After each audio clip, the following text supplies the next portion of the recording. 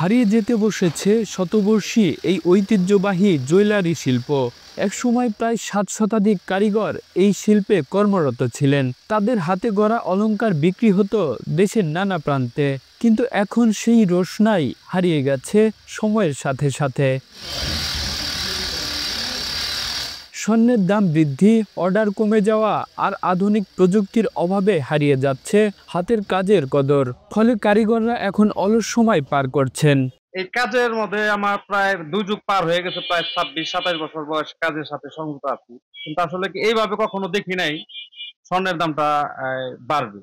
আমরা কোনোদিন আশাও করি নাই যে আমাদের তো বর্তমান অর্ডার পত্র এক পর্যায়ে নাই। স্বর্ণের দাম বেড়ে যাওয়াতে আমাদের আসলে কাস্টমার আসলেই দাম শুনেই বের হয়ে যায়।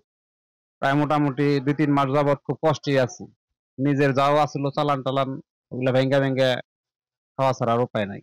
কারিগর দেলোয়ার হোসেন বলেন, আগে প্রতিদিন কাজ পেতাম, এখন সপ্তাহে 2-3 দিন পেরিয়ে গেলেও কাজ নেই। স্বর্ণের দাম এত বেড়েছে যে মানুষ এখন গহনা বানাতে ভয় পায়। অনেক দোকানই বন্ধ হয়ে গেছে, কেউ কেউ বদলে ফেলেছে পেশা। ফলে ধামরাইয়ের ঐতিহ্যবাহী এই জুয়েলারি শিল্প হারাচ্ছে অস্তিত্ব। বিশেষজ্ঞদের মতে সরকারি বা বেসরকারি উদ্যোগে আর্থিক সহায়তা ও প্রশিক্ষণ দেয়া গেলে আবারও ঘুরে দাঁড়াতে পারবে এই হারানো ঐতিহ্য।